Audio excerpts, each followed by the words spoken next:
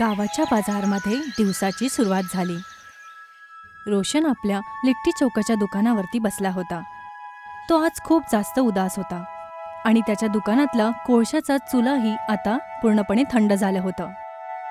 लोक तिथून जातात, पण जेव्हा त्यांची नजर थंड कोळशांवरती जाते ते त्याला नजरअंदाज करून तिथून निघून जातात. हे देवा, आज तिसरा दिवस आहे. कोळशाची किंमत एवढी वाढली आहे की मी त्याला घेऊच नाही शकत. बिना आगेची बट्टी कशी बनवणार? जर आज पण कमाई नाही झाली तर घरचा चुला कसा चालेल?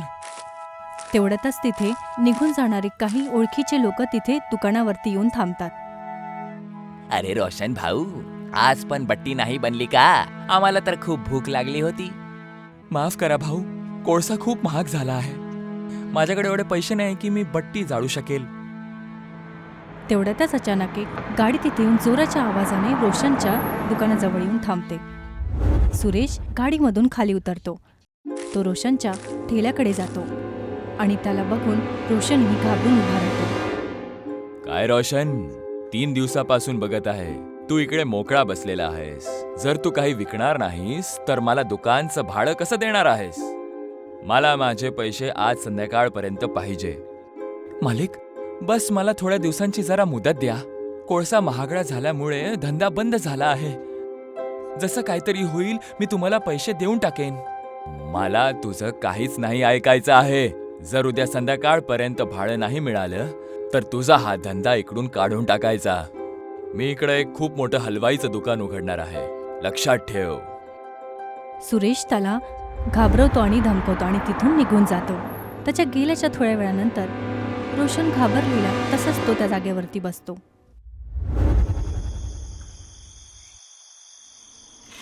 रात्रीच्या वेळेला विमला कपडे शिवत होती. तेवढ्यातच रोशन उदास आणि निराश होऊन घरी आपल्या येतो. विमला त्याच्यासाठी पाण्याचा ग्लास घेऊन येते.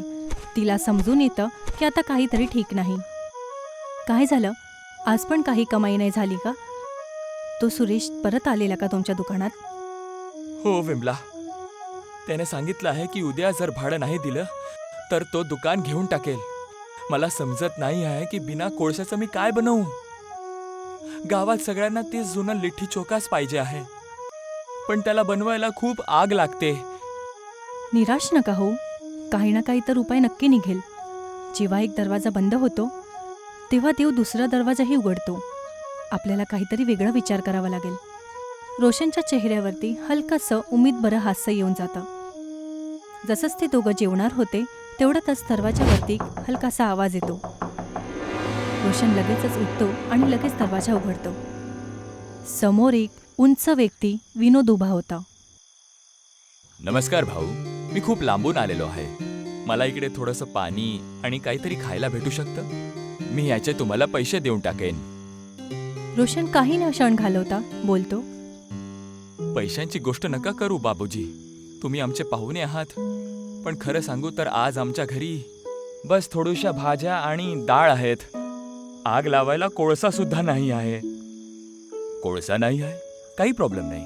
तुमच्याकडे थोडंसं पाणी आहे? रोशन आणि विमला थोडंसं चकित होतात. तरी पण ते विनोदला घराच्या आतमध्ये बोलवतात. आतमध्ये येताच विनोद बघतो की घरामध्ये फक्त उडदाची डाळ आणि तांदूळ आणि काही भाज्या ठेवले होते. आणि जेव्हा तो बॅग उघडतो तर त्यामधून एक भांडं बाहेर काढतो. रोशन आणि विमला त्याला बघून समजूच नाही येत की शेवटी काय चालू आहे. मी दक्षिण भारतात पाहिलं आहे की लोक सरळ आगेवर जेवण नाही बनवत, खरं तर उष्णवर जेवण बनवतात. याला ते इडली म्हणतात. ते खूप नरम आणि आरोग्यदायी असतं. वाफेने?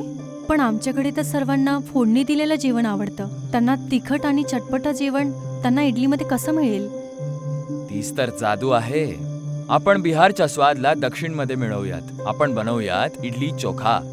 याच्यात मेहनत कमी लागेल, आगेचा वापर कमी होईल आणि स्वाद अप्रतिम असेल. रोशनच्या डोळ्यामध्ये परत एक उमेद दिसून येते. काही वेळानंतर तिघं मिळून तयारीला चालू करतात. विनोद आणि रोशन हातवाल्या चक्कीमध्ये भिजलेली डाळ आणि तांदूळ पिसायला चालू करतात. तर विमला हलक्या आगेवरती फोडणी देण्यासाठी भाजी उकळवत होती. थोड्या वेळानंतर विनोद आणि रोशन पिसलेलं काम पूर्ण करतात. आता ह्या घोलला थोडं फुलू दे. तोपर्यंत आपण चोखा बनवूयात. तिघंही मिळून उखळलेले भाज्या उचलतात आणि त्याचे सालही उचलायला चालू करतात. यानंतर विमला आलू आणि वांग्याला चिरून टमाटर, कांदा आणि मिरचीला मॅश करून एकत्र करायला चालू करते. यामध्ये थोडंसं सरसोचं तेलही टाकूया. ह्याने खरं तर बिहारी स्वाद येईल. आणि हे आहे मीठ आणि थोडंसं निंबाचं पाणी. रोशन त्यामध्ये मसाला टाकतो आणि थोड्या वेळातच त्यांचं बनलेलं जेवणही खायला तयार होतं. ह्याच्यासोबतच वेळही निघून जाते. आता इडली बनवायची तयारीही चालू होते. विनोद स्टँड उचलतो आणि त्यामध्ये थोडंसं तेल टाकतो आणि मग तो एक एक करून त्यामध्ये घोल टाकतो आणि त्यानंतर तो स्टँडला उकळणाऱ्या पाण्याच्या भांड्यावरती ठेवतो आणि वरून ढाकणही लावतो. आता फक्त 10 मिनिट वाट पहा. उष्ण आपलं काम करेल. भांड्यामधून हळूहळू वाफ यायला चालू होते आणि चारीकडे खाण्याचा वेगळा चांगला सुगंध पसरतो. काही वेळानंतर विनोद ढाकण उघडतो. आतमध्ये छोटे छोटे सफेद आणि मऊ मऊ इडली आता तयार झाली होती. रोशन त्याला लक्ष देऊन बाहेर काढतो. थोड्या वेळानंतर तिघही जण एकत्र बसून इडली खायला चालू करतात. विमला सर्वांना 2-2 इडली देते आणि मग त्यांच्यासोबत थोडंसं मसालेदार चटपटा चौकाही ठेवते. हे घ्या रोशन भाऊ, तुमचा इडली चोखा तयार आहे. जरा याला खाऊन तर पहा. रोशन इडलीचा एक छोटासा तुकडा तोडतो आणि त्यामध्ये चोख्यामध्ये डुबवतो आणि मग खातो. जसंच तो खातो त्याचे डोळे एकदम मोठे होतात. त्याच्या चेहऱ्यावरती एक मोठंसं हास्य येतं. वाह, हे तर अप्रतिम आहे. लिट्टी सारखं कडक नाही आहे, पण स्वाद तीच आहे. आणि ह्याच्यात तर कोळसा सुद्धा जास्त खर्च नाही झाला. ही तर खरंच जादू आहे. खरंच हे तर खूप स्वादिष्ट आहे. गावातल्या लोकांना हे नक्की आवडेल. तिघांनाही आपल्या बनवलेल्या जेवणाचं स्वाद खूप जास्त आवडतं. यासोबतच ही रात्रही इथे निघून जाते. दुसऱ्या सकाळी रोशन आपल्या नई ऊर्जाने आपल्या दुकानावरती पोहोचतो. तो आपल्या भांड्याला काउंटरवरती ठेवतो आणि मग आपलं नवीन बनवलेलं इडली चोखा बनवायला चालू करतो. हळूहळू तिथे लोकांचीही गर्दी व्हायला चालू होते. या बाजारामध्ये लोकांनी ह्याच्या आधी कधी वाफेमध्ये बनलेलं एवढं टेस्टी जेवण नव्हतं बघितलं. या भावांनो, खा जादूचा इडली चोखा. आरोग्य सुद्धा आणि स्वाद सुद्धा. बिना तेल आणि कमी आगेत बनलेला अप्रतिम नाश्ता. एक व्यक्ती तिथे येतो आणि त्याला खातो आणि आनंदित होऊन बोलतो, अरे हे तर खूपच नरम आहे. दाताला तर मेहनतच करायला लागत आहे. आणि चोखा तर एकदम अप्रतिम आहे. रोशन भाऊ, अजून एक प्लेट लावा ना. बघता बघता अजून जास्त काही लोक येऊन तिथे इडली चोखा खायला लागले. आता रोशनच्या दुकानामध्येही खूप जास्त गर्दी झाली. खूप वेळानंतर त्याची आज खूप चांगली कमाई झाली होती. काही वेळानंतर सुरेश तिथे परत येतो. तो रोशनच्या दुकानावरती लागलेल्या गर्दीला बघून थांबतो आणि मग तो लोकांच्या मधून रस्ता बनवून दुकानच्या आतमध्ये येतो. हा काय तमाशा आहे? रोशन, मी सांगितलं होतं भाडं दे किंवा इथून निघून जा. हे काय तू पांढऱ्या रंगाचा गोळा विकत आहेस? हे आपल्या गावाचं जेवण नाही आहे. साहेब, स्वादचं कोणतं गाव नसतं. हे इडली चोखा आहे. हे बिहार आणि दक्षिणचं भेटणं आहे. लोकांना हे खूप आवडत आहे. तुम्ही पण याला खाऊन पहा. सुरेश शकभऱ्या नजरेने प्लेट्सला बघतो. जेवणाचा सुगंधही खूप जास्त लाजवाब होता. तो एक तुकडा तोडून खातो. त्याला हे खाल्लेलं थोडंसं हलकंसं वाटतं आणि त्याला हलकासा स्वादही खूप जास्त आवडतो. स्वाद तर वाईट नाही आहे. आणि माझं भाडं कुठे आहे?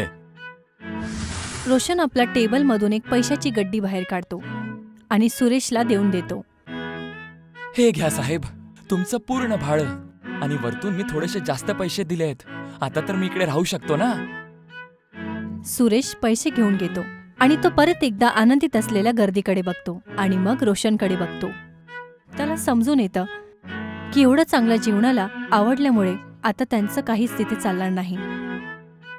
ठीक आहे, ठीक आहे. दुकान असू दे. आणि उद्या माझ्या घरी सुद्धा 2 प्लेट पाठवशील. सुरेश तिथून निघून जातो आणि पूर्ण गर्दी आता सुरेशसाठी मोठमोठ्याने टाळ्या वाजवत होती. संध्याकाळ होता होता पूर्ण दिवसही संपून जाते. त्याचं सर्व सामान आता विकली गेलं होतं आणि नवीन जेवणामुळे आज त्यांचा दिवसही खूप चांगला जातो. यामध्येच विमला आणि विनोदही दुकानावरती येतात.